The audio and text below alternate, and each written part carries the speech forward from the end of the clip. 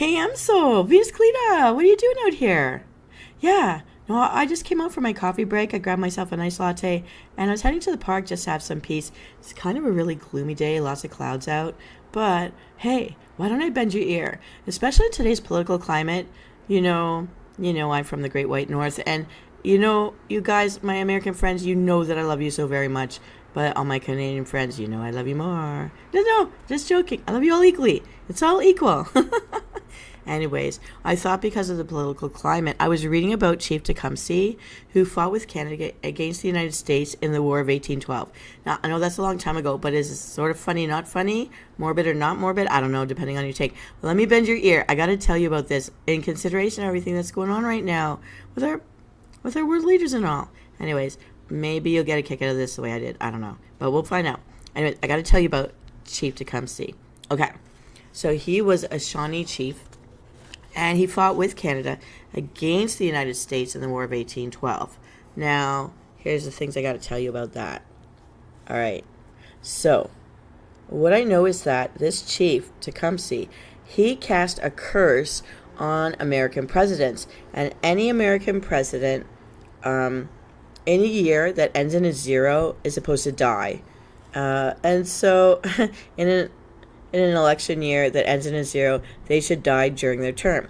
And since then, with every president elected in a year died in office with the exception of Ronald Reagan. This is not a joke. I'm not trying to be funny. This is like, they actually have a list. And, okay, so with the exception of Ronald Reagan, who was shot, but he survived. Wasn't he an actor, though? So maybe that's why, because he at least entertains the people. I don't know. Here is an actual complete list of the presidents affected by Tecumseh's curse. This was a chief. Yay, he's Canada's. Okay, William Henry Harrison, elected in 1840, died of pneumonia 1 month into his presidency. Oh, that's just not the way to go. That's actually kind of sad, but pneumonia really is a big deal. Even in today's world, people forget. It's a killer. Pneumonia. All right. Now, there was another president. So, Abraham Lincoln. We know more about Abraham Lincoln. Okay. When elected in 1860, he was assassinated in 1865.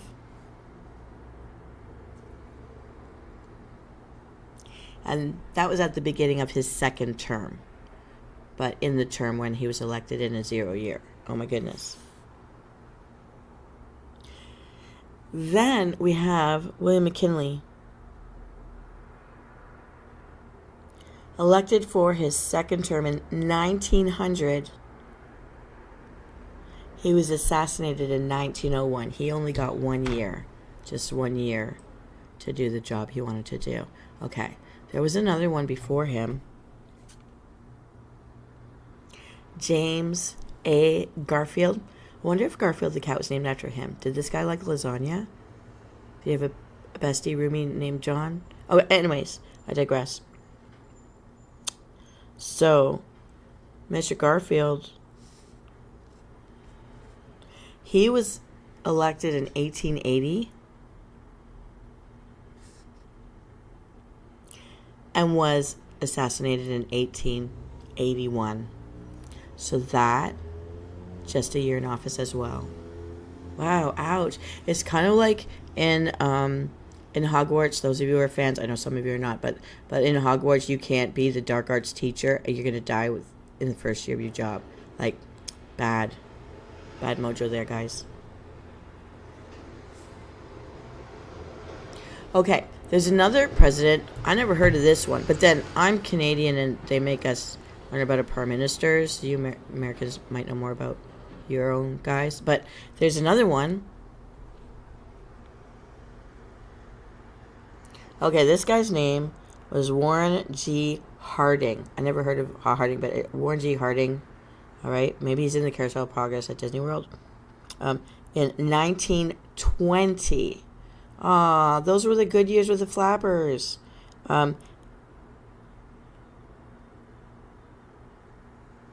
Ooh, he died of bromine poisoning.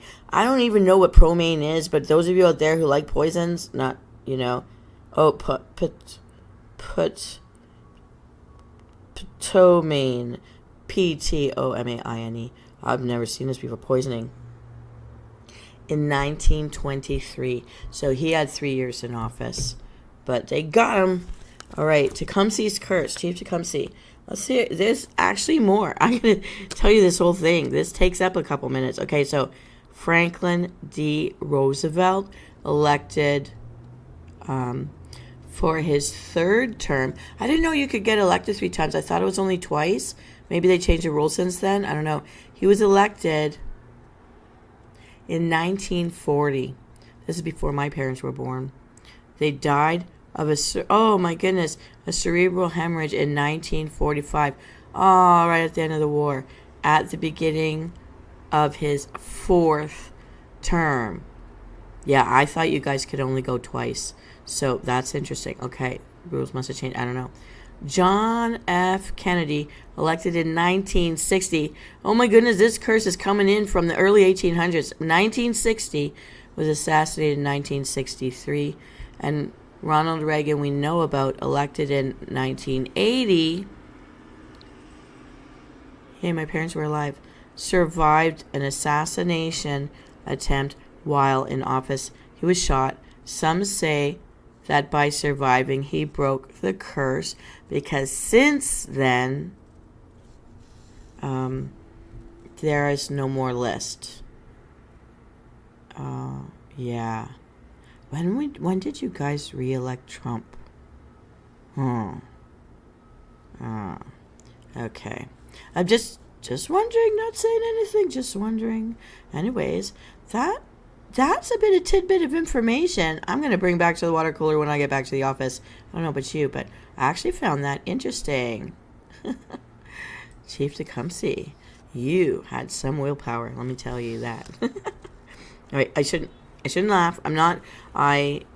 With respect to the families of the deceased, I'm not laughing at that, but just a very interesting how those facts line up there. It's very interesting. Okay, why are new ships christened with champagne?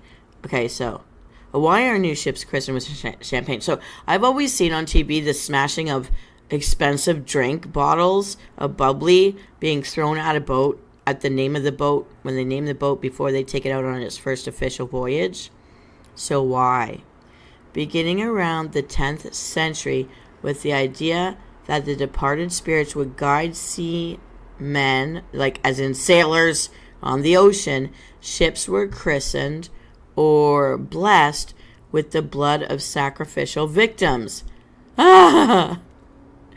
which was splashed throughout the vessel. Eventually, those who thought this too barbaric began using red wine.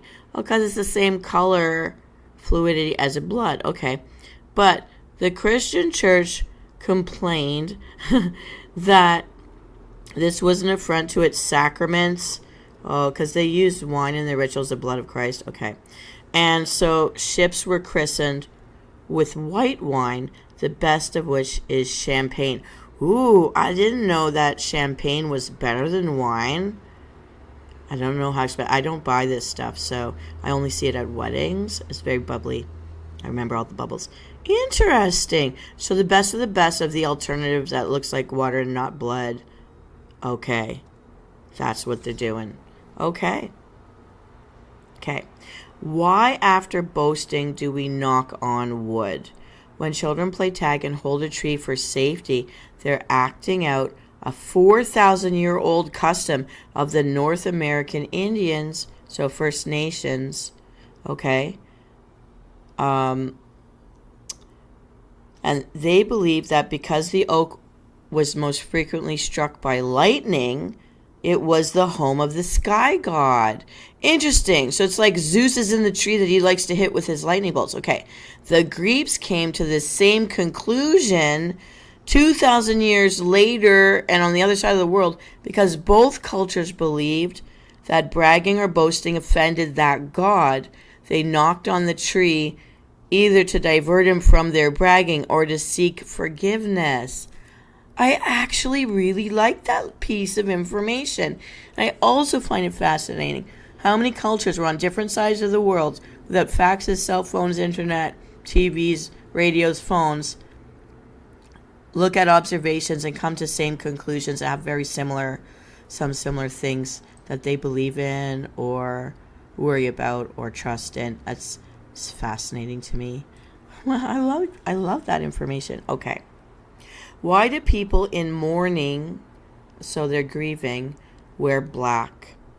And not all cultures do. I know that my friends who were born in China, they wear white to a funeral, and my culture would wear black, and not even just for one day, for a couple of years at a time, depending on how close to the immediate family they are to you, the person that you lost. Okay, today mourners wear black, those that do, as a symbol of sadness and respect for their lost loved ones. But it didn't start out that way. Many years ago, it was believed that the spirit of the departed, fearing harsh judgment, because they're facing their judgment day when they cross over, right? That would be try to remain on earth by inhabiting a familiar body. So they try to stay here by hijacking one of their relatives' bodies. The mourners wore black and stayed indoors or in shadows to hide from the departed spirit who sought to possess them. Oh my goodness. They're wearing these things so that they don't get taken over by the one that just left. I'm wearing it to say, like, I'm so sad that you're gone. The sunlight from my life is gone. And I'm adjusting, and I'm telling people, leave me alone. I'm not up for parties right now. That's also sad. Now, there's different cultures out there who wear different colors to show mourning. So if you guys come from a different custom or a different understanding of the colors we wear when we're grieving and for how long we grieve, because even some cultures, like I think it's the UK cultures where there was a period of time that you wore black and then a period where you shifted into other colors, like the dark browns, the purples, the lilac purple trim, the grays at the different stages, or the year and the second year and the third year after the person you're grieving is gone. So if you guys know other customs, I actually am curious. Write it in the comments for us. Let's find out what they are. I do find it fascinating. And I don't find it morbid because I feel like it's part of the healing process for those that have survived, to help them feel better. Yeah. But there are different customs I've heard about, for example, I read once upon a time in an anthropology book that there are some First Nation groups in what's now United States and Canada where they believe that the first child born after a chief dies had to be put to death because they feared the chief would try to come back, and it was the only way to stop him from trying to stay in power again. So there's no re-election process there. And I'm not making a joke of it, but I find that fascinating because if I love somebody, I'd go want to protect that baby in case it could happen. But then it's not fair to the soul that's supposed to be there, right? So, but if you could preserve a piece of the person you like, I think some of us I'd be one of the ones that would try to do that, although only because not someone who's already been here in an adult body, but someone that will say, and I don't mean to sound harsh, but don't come at me, but if you haven't gotten to know the personality yet, because the newborn baby can't speak right away, you haven't, and so is that, I guess in different people might think soul or spirit are the same or different things, or is it already there or there before they're born? Does it develop? Because I kind of come from because I grew up in a culture that mainly had a particular religion, that I have this sense of my soul, my personality is different from my corporeal body. That's the shell.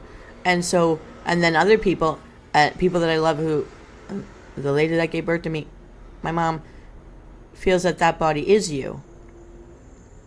And when you pass, that's you. Please take care of that. Please take care of my body when I can't, because that is me. I'm right there. That's me. Like asleep forever.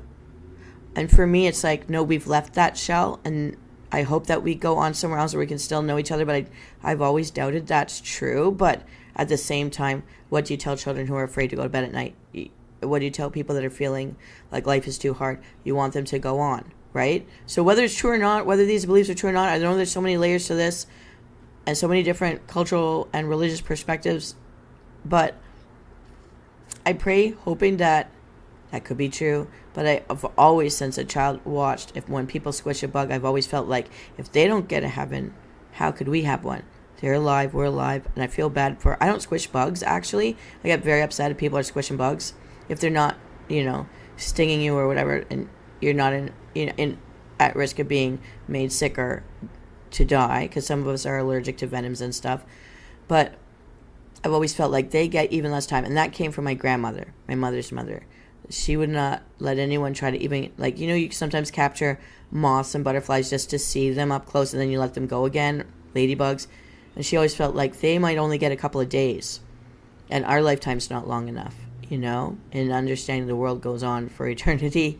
And I'm sort of with the ancient Greeks of it's a void after. We're in a void. But I hope I'm wrong. Or if you read the technicality of the wordings of some, you go on to a different state. But that means you're not you. You don't know you're you anymore. So how do we know each other? I hope that we get to be together and in a peaceful way so that all the stresses that make us fight and divide us are gone. And we can just be happy and healthy and well. And I just don't know that we will know that state as we are now. So as ourselves in our conscious mind. So I just don't know. And that is why I represent to you the mortal soul. Because if we drag ourselves down with when our bodies go, this may be our only shot to get along. This may be our only shot to feel happiness, comfort, and joy. It's really important that we give ourselves a space to do that. And there's so many things against that. And that's why I'm here doing what I'm doing, hoping you're having some fun, hoping you're having some company, even if I'm just the white noise in your background while you get ready for the transitions in your day and night. Take care of yourselves. And please have chances to have joy. It's really hard sometimes. And it shouldn't be. If we could just detach from everything that was imagined up by humans, in control of humans, and enjoy nature, enjoy wherever is your home, do the best you can. Take care of your health, because your body, that is, I don't say your temple in a facetious way, but that is your home. That is your shell. That is what we move through this world with and how we connect through everything. Take care as best as you can. And if you have pieces that ail or are injured, take care of the supporting pieces. That's important. We forget to do that too. So, anyways, I know your coffee break is ending. You've got to get back to what you were doing, and I've got to get back to mine. So let me just share with you one last fun fact that I found, or I find it interesting little tidbit. So, okay, wait, don't go yet. Okay, I'm gonna tell you about it. I feel like I love all the clouds passing overhead today. Also, I'm feeling really good with my outfit. I really love my outfit. You might see me again. I don't know. Maybe invite me somewhere. Let's have coffee again sometime. But before you go, one last water cooler tidbit. Because I love firing off my neurons with all these different things we didn't know we were going to hear or find out about, but somebody's documented. Okay. Why? Oh, this one's so dark. I can't leave it with this, but I'm gonna tell you anyways. Some of you out there, Tishy Adams, Dark Alice, you can appreciate. Okay. Why are cemeteries filled with tombstones? So why do we do that? I actually got lost in what I thought was a park in Germany. I was in Dusseldorf, and I didn't know I was walking through an ancient cemetery, because instead of tombstones, they planted trees. So I was actually walking through a beautifully peaceful place that was actually populated with a lot of people, but they were quiet. They weren't loud. They weren't, throwing frisbees, but because it was, somebody explained to me, I was in an ancient cemetery.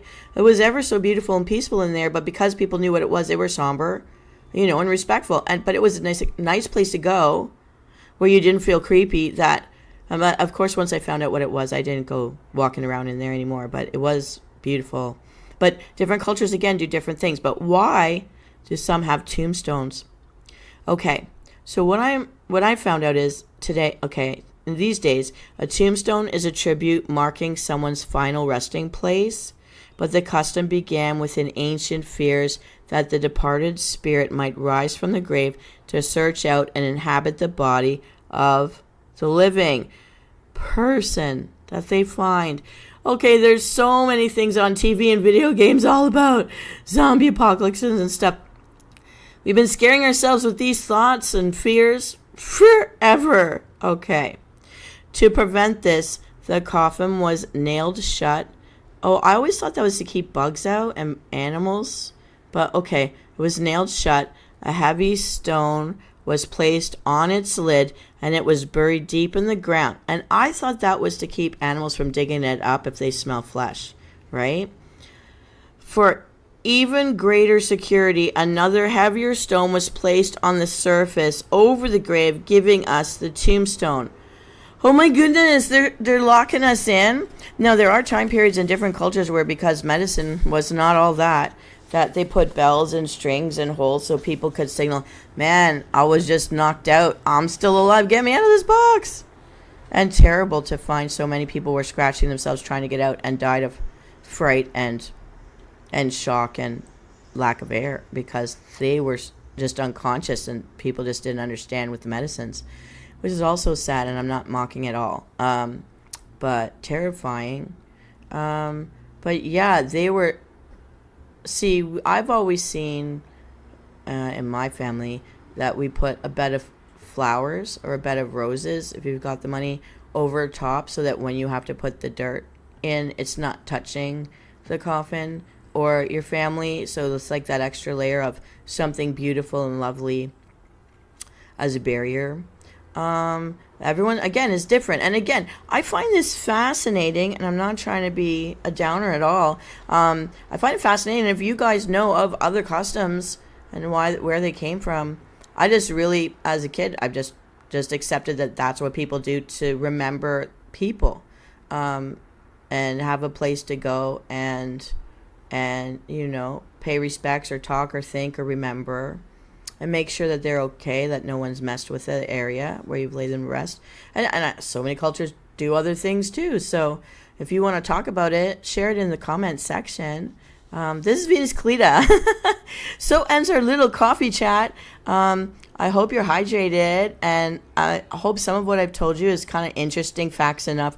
I'm really like circling around Chief Tecumseh's curse, and I'm so glad he was Canadian since I'm Canadian. I just want to say that was one powerful guy. That his willpower really, like, I don't know if he was just mad and said something and people remembered it, or they started saying, he said this thing and he was really ticked at the time with us. But look at what's happening. Is it just some coincidence? How many presidents were named? So Chief Tecumseh, I gotta say, I want to know who your surviving relatives are. If you are a surviving relative or from his tribe, I really actually want you to reach out to me, and I kind of want to know what you look like. I know I don't have a right to do that, or talk to you and get a feel for your personality just to feel like you're a part of his bloodline. I kind of really curious because I want to know how like intentional you are and what you make come to be because you will it. I want to know. I want to feel that like energy off you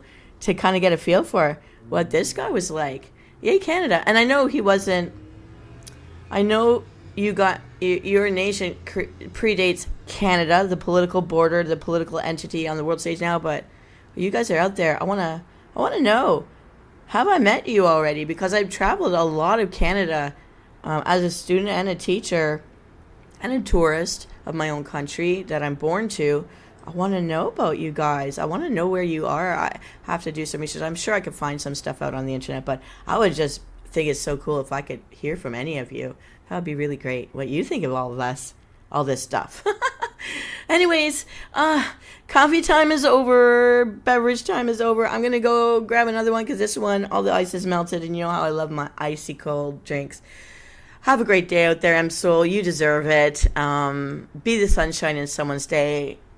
If it's gray out there for you, like it is for me, all this misty rain, cheer someone up. It may pay you back in karma. And I hope I helped to keep you company and cheer you up a little bit today. Fire off some neurons with some new information you didn't know you were going to know, but now you know. This is Venus Callida, heading back to the rest of my day. Have a fabulous one, and I'll see you next time. Bye.